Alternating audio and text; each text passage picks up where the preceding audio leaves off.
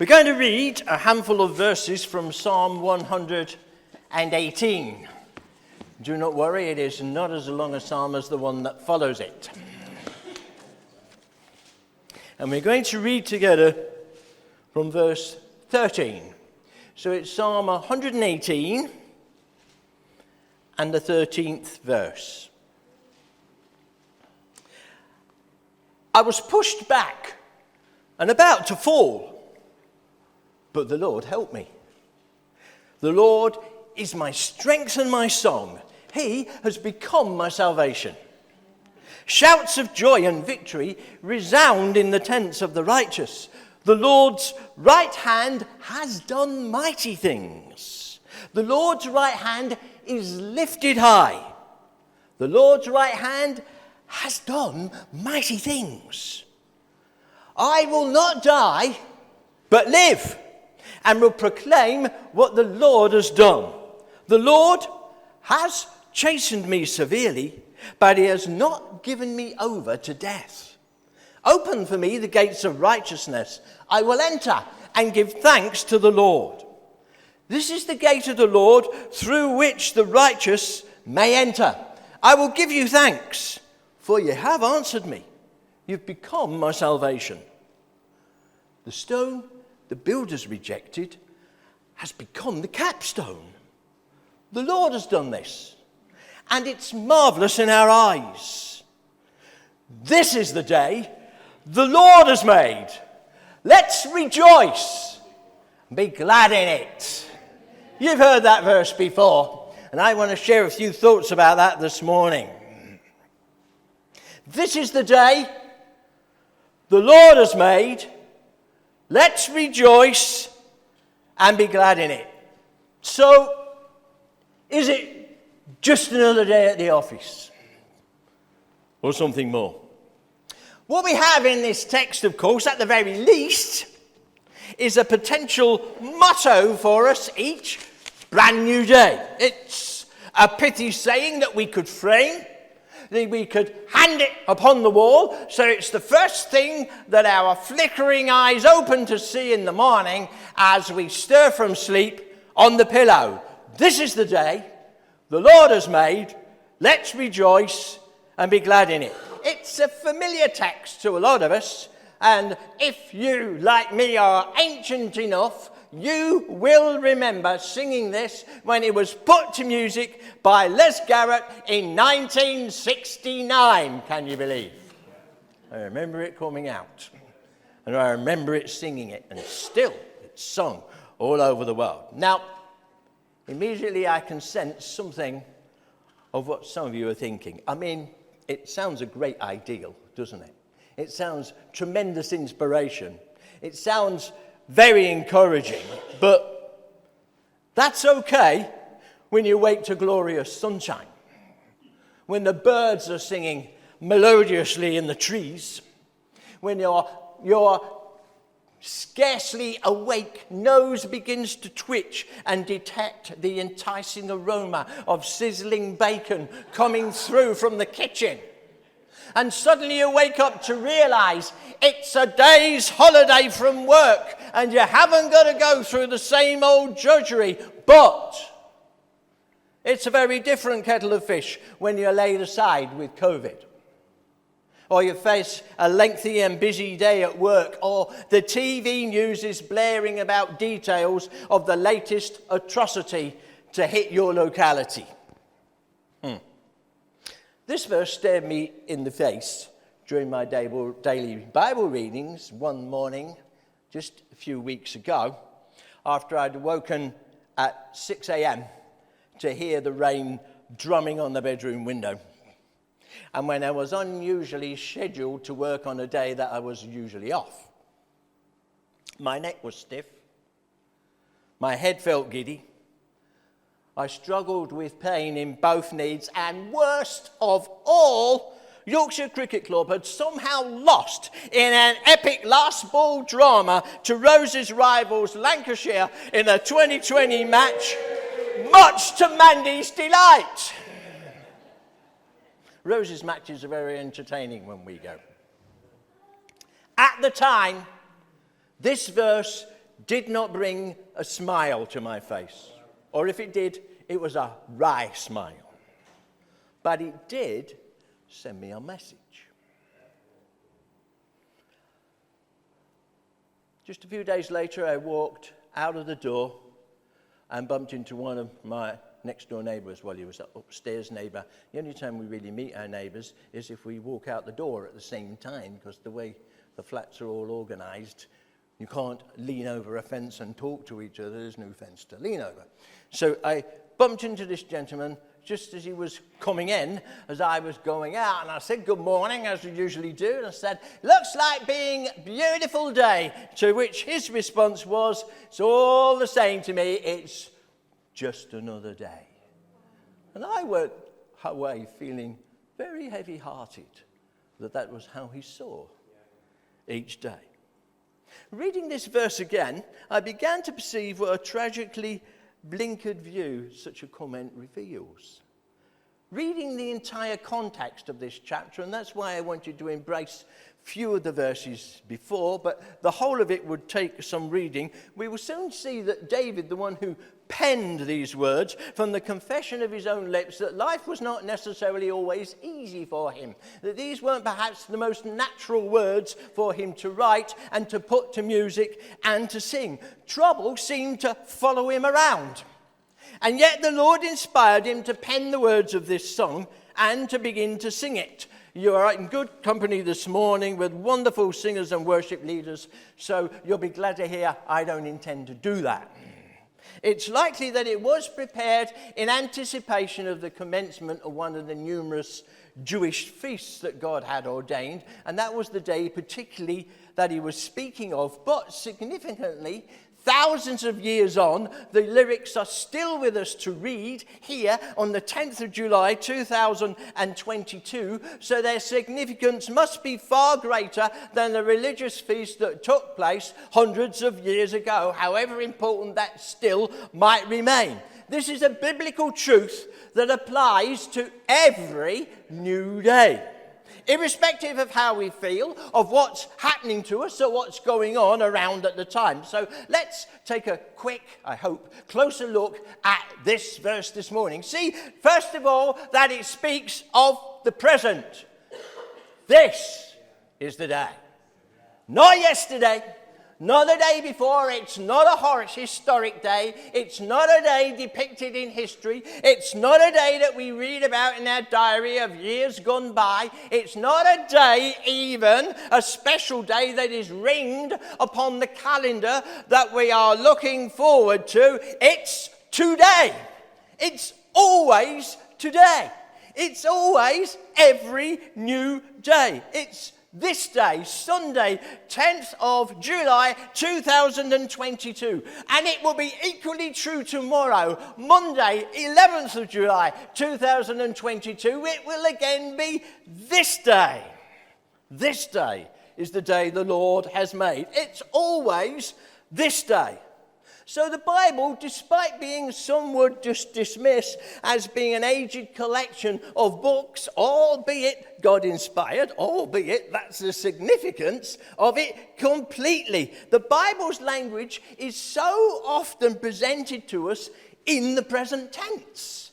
We read it, and we're reading sometimes about these things, stuff that was written hundreds of years ago, but is written in the present tense for now. For us, for you, for me. So whatever morning it is when we awake, whatever transpired the night before, this is the day. It says in Psalm 39 and verse 7, but now, Lord, what do I look for? My hope is in you.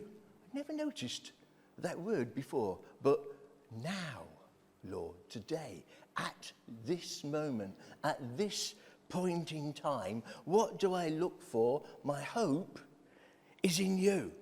And so once again, although penned all that long time ago, the question is prefaced in the present tense. Now, Lord. He refers to the current time.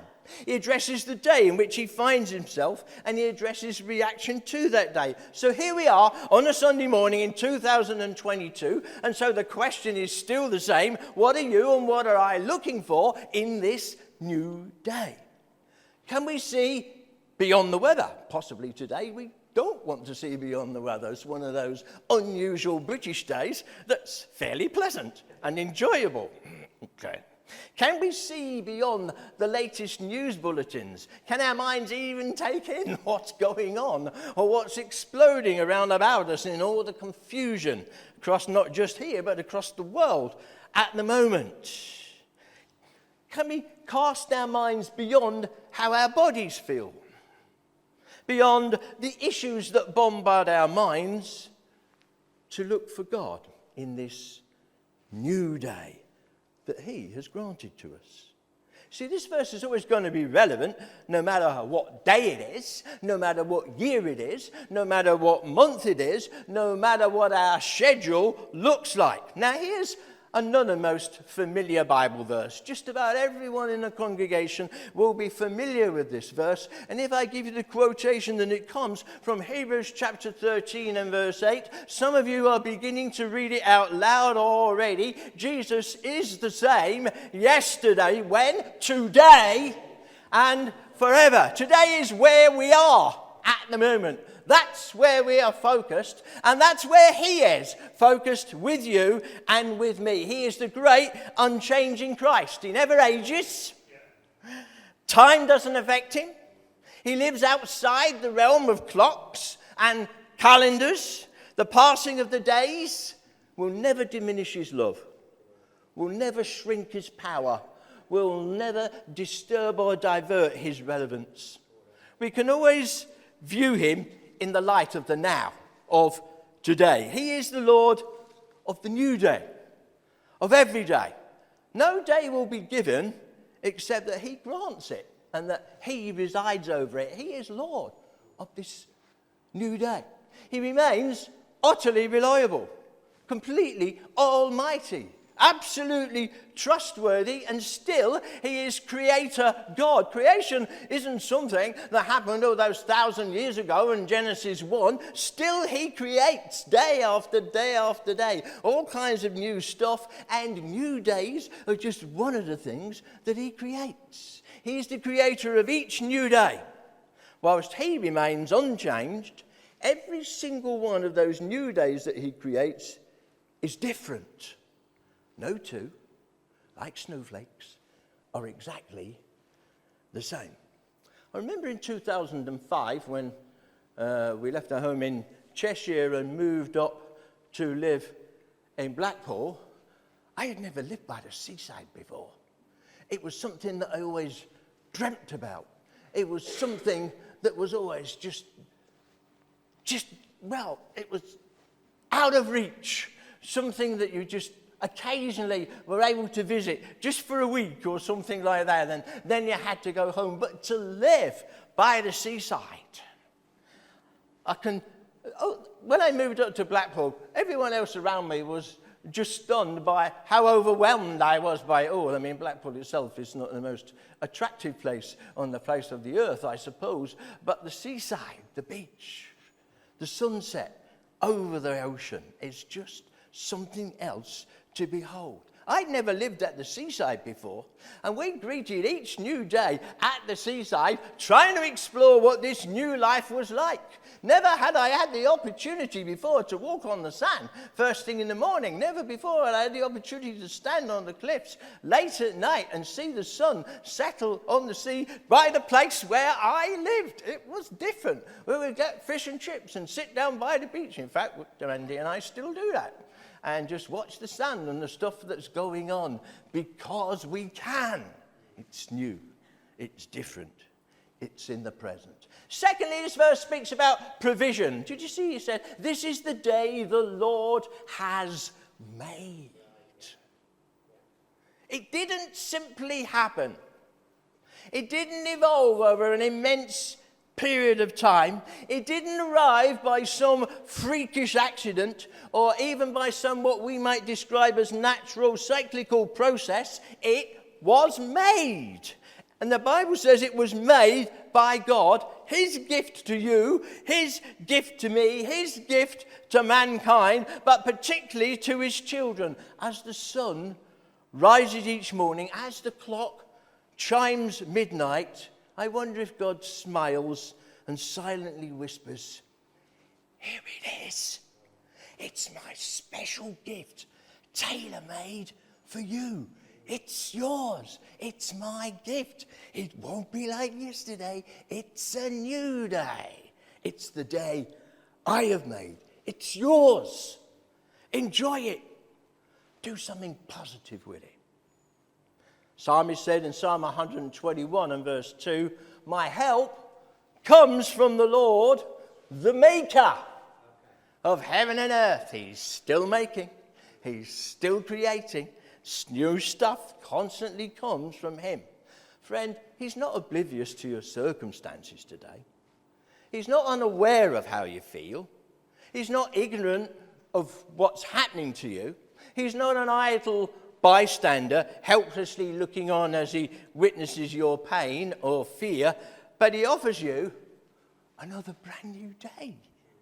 As the sun climbs into the sky, it comes as a timely reminder that it's the harbinger, the beginning, the sign of a new day given especially for you and for me. It reminds us that still he's with us.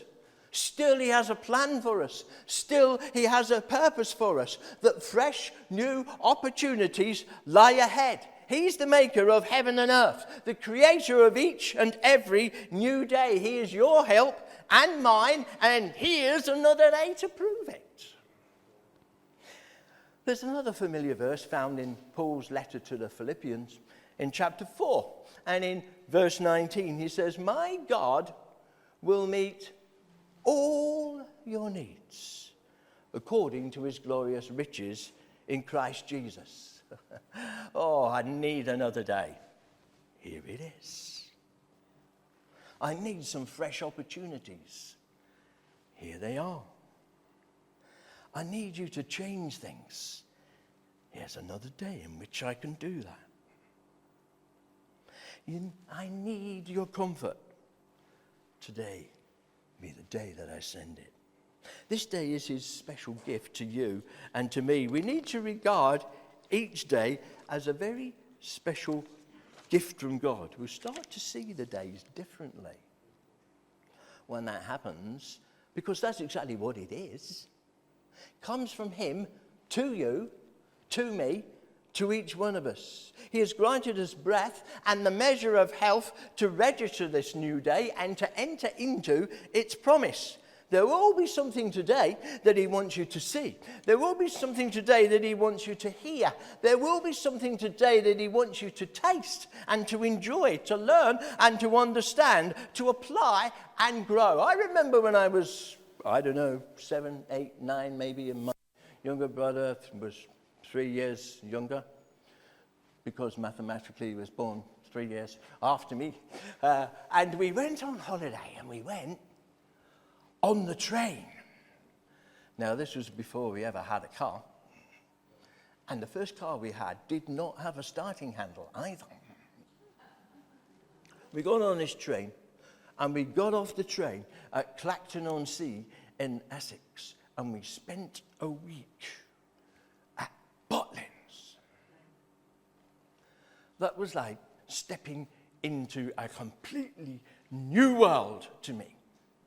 And every morning, in fact throughout the day, at regular intervals, the day was interrupted with all of these announcements going on across the tannoy system.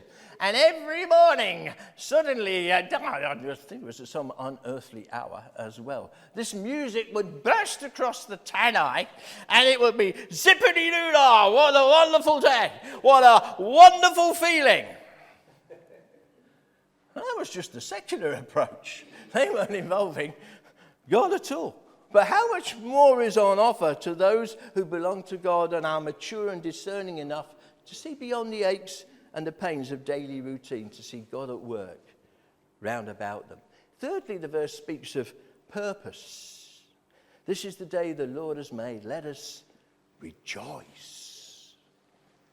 To have meaning, each day does need new purpose.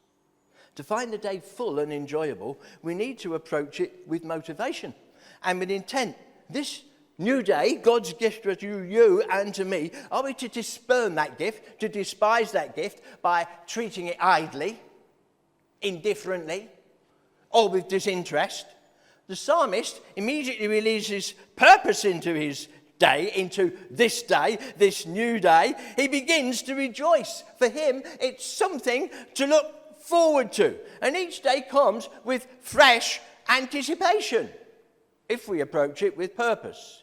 It's crammed with possibilities, with potential. But what is it that we're aiming for, that we're looking for? However we feel, and regardless of what's happening around us, a new day is upon us and has been granted to us by God as his gift to us.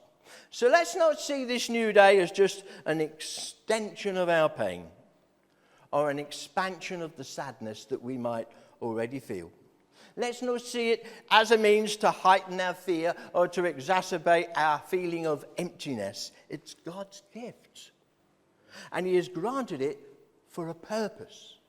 Let's choose not to dwell upon all the negative stuff that might be going on in our lives just now, but to look for something to rejoice about, to be thankful for. I have told you more than once about that little old lady that was in my church in Cheshire called Margot.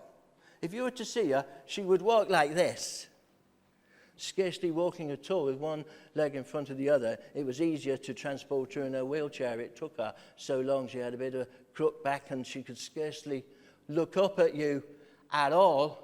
But that dear lady insisted that before she went to sleep every night, she would write out on a piece of paper 10 things during that day to be thankful for. And she always found them to put upon the list because she had purpose. He's not given us this new day to punish us, to torment us. He's not granted us this day so that our depression might be compounded. It's his special gift to you and me.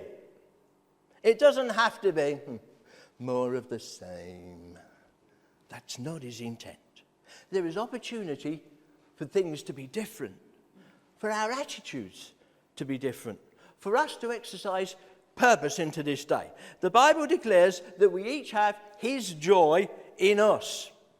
Christ's own declaration, his wish, was expressed that his joy in us might be full. So we need to let it out to ensure it emerges, that it bubbles up. You see, he gives the joy, but we do the rejoicing. It's a practical exercise. It's something that we do to let it out. Now, we can keep it crammed in and put a lid on and keep it hidden, but that's not how joy works, is it? It needs to be let out and to be released. We do the rejoicing. Is it compulsory then? I'm not sure, but maybe it should be. It's positive and helpful. And there's no shortage of reasons for us to smile and to laugh. He loves us so much. He's giving us this new day. So going back to that passage in Philippians chapter 4, and in the 4th verse, you probably know what I'm going to say before I say it. Paul said, rejoice in the Lord always. And I like to just stick in my own little portion in the middle of it in brackets here. Rejoice in the Lord always. And this is my brackets bit. And in case you didn't get it the first time, again I say, rejoice. Don't miss it. It's important. It's so important. I'm going to say it twice, he says, in the same sentence. Let it out.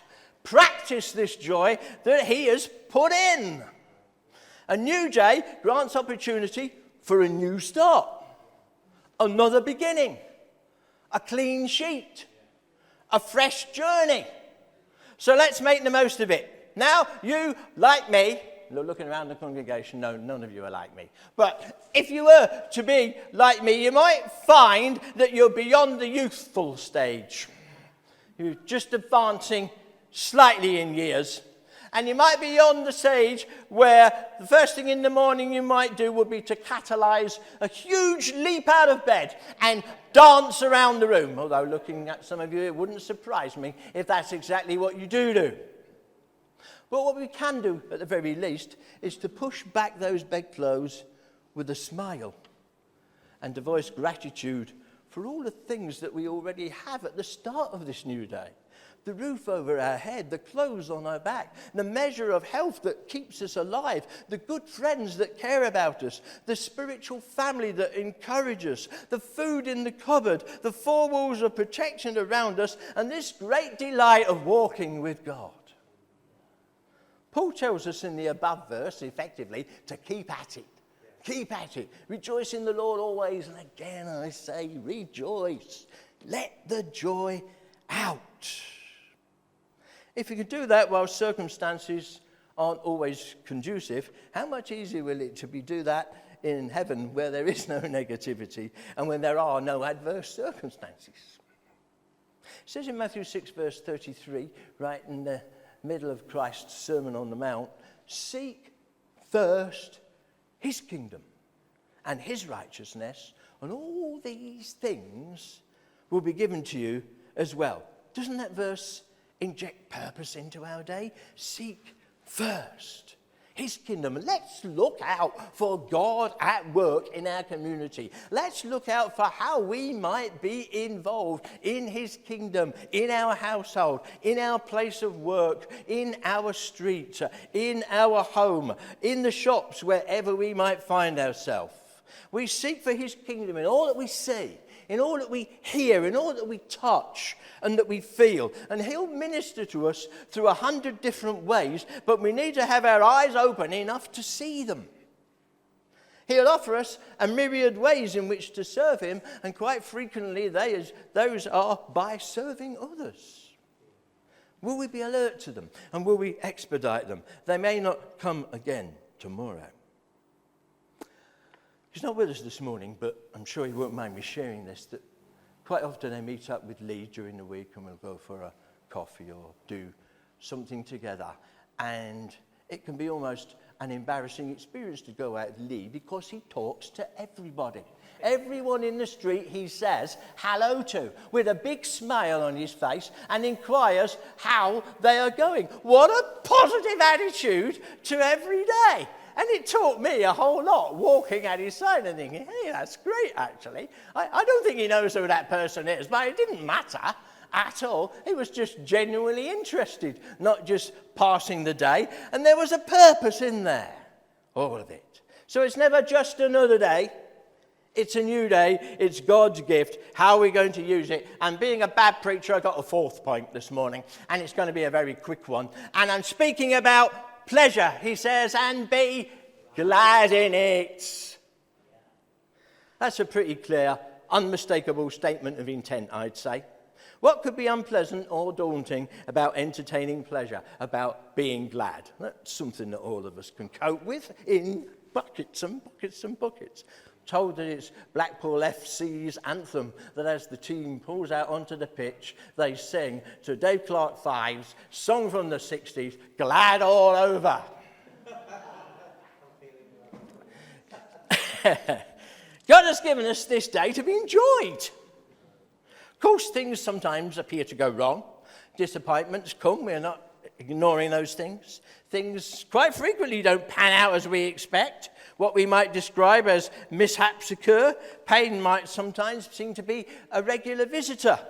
We could stand and moan, we could shout and rant, we could shake it off, or we could look for something to be glad about instead. The psalmist writes about being glad in the day, delighting in the gift God has given, counting it a privilege to be alive, to be in God's family. Some days, of course, may seem more special than others, but they are all special. On Fridays at work, I work in the telephone room taking the appointments, and if my biggest hate in life is the telephone. It just haunts me. I don't like the phone. If it never rang, I would be a happy man. In fact, I'd like to get my hands on the man who invented the machine. But that's another matter, and especially the one that gave you these little ones to put in your pocket so it follows you around all the time. At least with the ones that stuck with the lead on, you could escape them for a little while. But anyway, so I spent all of this day stranded in front of the phone in a room that we call the cell, because nobody else is in it, and you only see somebody if they come in for something out of the filing cabinet, and that's it. And so I am the companion of the telephone, and I speak to people and try and imagine what they look like and all of this stuff. And every Friday morning I would wake up with dread. I think, oh, this is the one day of the week I really don't like. Until God showed me a better response. And as I was driving to work, he said, why don't you pray that you'll be an inspiration to the people you speak to on the phone? It'll be a source of encouragement that you might help them. They might never see your face, but you have opportunity just to briefly share words, to be cheerful on the end of the phone and just to lift their day. And if members of staff walk in, you can react similarly to them. So I've tried it, you know. Still hate the phone, but it makes the day better and easier. I have a habit. I can see her sitting there with her arms folded, wondering where all this is going. But I have a habit of dropping things. In fact, it's more than a habit, it's almost an obsession. And scarcely do I get through a day without dropping stuff. Makes me very annoyed, makes me very angry, makes me very upset with myself, with my own clumsiness and my own frustration. And if you hear a load of noise erupting from the north end of the town, it's probably because I've dropped something, and I am not too happy about it. And Mandy's response will always be just to breeze in, looking completely flummoxed as to my response and saying, I'm sure there's a better response to it than that. You know.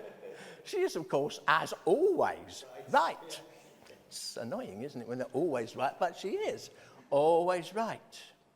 So I said, it really isn't the end of the world. Nothing is broken, nothing's spoiled. It will take a minute or two just to clear it up, and then we can move on to our day. If you're going to get frustrated about stuff, there's far bigger stuff going on there than what you just dropped on the floor. See, how we see things, how we react to things makes all the difference. It says in Psalm 37 and verse 4, delight yourself in the Lord, and he'll give you the desires of your heart. His presence serves to inflate the joy that is already placed within us. He's always with us. And so we need to culture that sense of his presence. So, sing a lot, dance a lot, speak out scripture, focus your thoughts, look out for things to be pleased, content, and glad about. This is a good thing, though. He hasn't sent this new day along as some kind of offering dispatched, arriving through the post or from the back door of an Amazon Prime van, dropped at your doorstep, but he actually comes with it.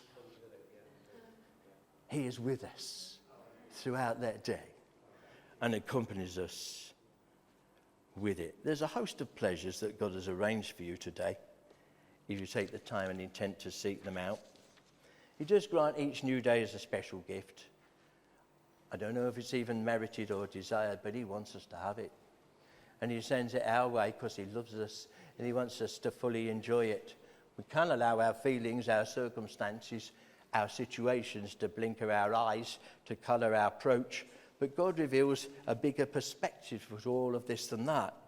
Each day comes with newness.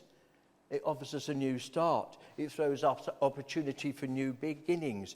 It grants us an occasion to embark upon a new adventure with God. It's granted us another 24 hours of earthly life when it comes further chance for us to serve him, worship him, deepen in our relationship with him, please him, delight him and in him. So what's our response to this new day? How will we approach it? How will we use it? Each day is unique, vastly different from any other. Never just the same as any other, not just another day at the office. Will we welcome and delight it? See, God hasn't changed. He's still in charge. He's still constructed this new day, especially with you and with me in mind. It's tailor-made. It's, not off the rack, but it's tailor-made specially to fit for you and for me. So what will we do with it? Do we have a purpose? Do we have a plan for its use? His desire is that your day and mine should, I firmly believe, be punctured with laughter and delight, whatever befalls us. Dare we look beyond the issues that threaten to restrict us to seek out the pleasures that he has in store for us and be glad in it. Amen.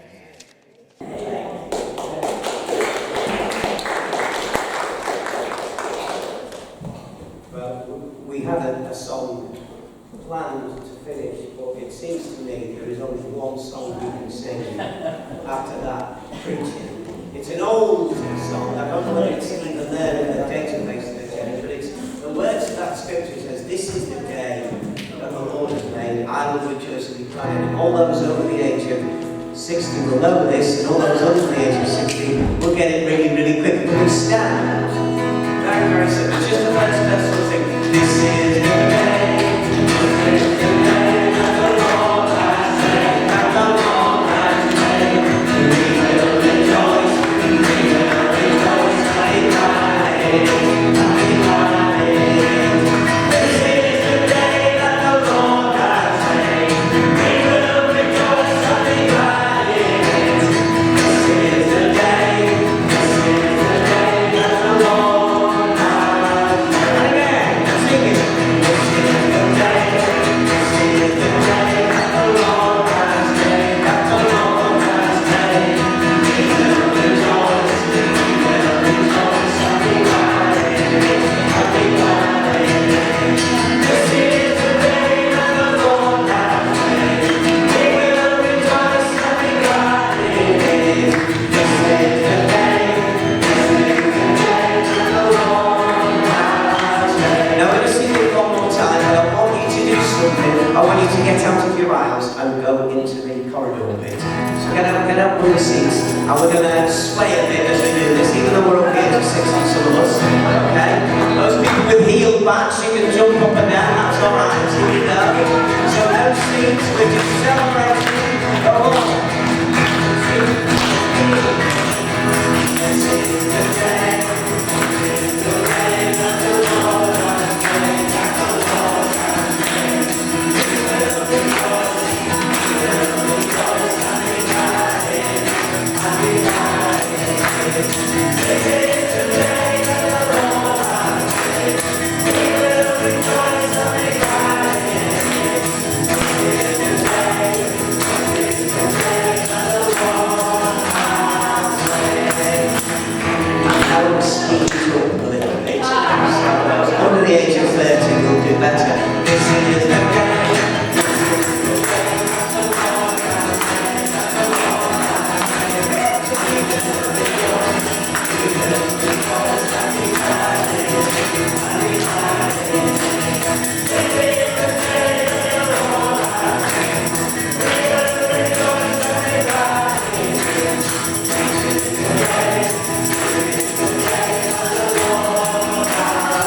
One more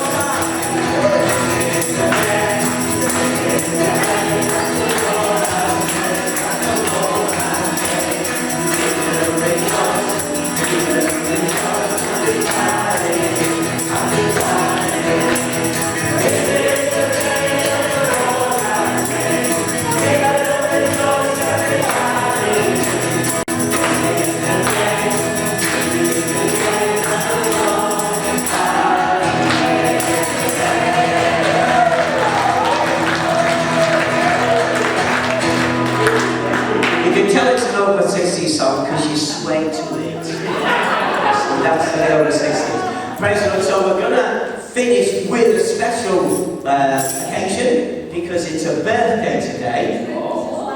And it's two things. First of all, where's PC? Where are you? Oh, PC and Ruby. So PC's 30th and Ruby's 8th, so the 37th. So let's sing happy birthday. Happy birthday to you. Happy birthday to you. Happy birthday to you.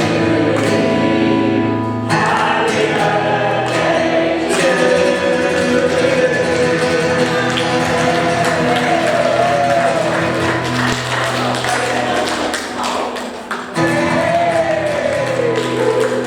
Fantastic. So, PTC's, the our left. There is tea and coffee at the hatch. God bless you. It is God's day, so let's just encourage each other and be glad in Jesus' name.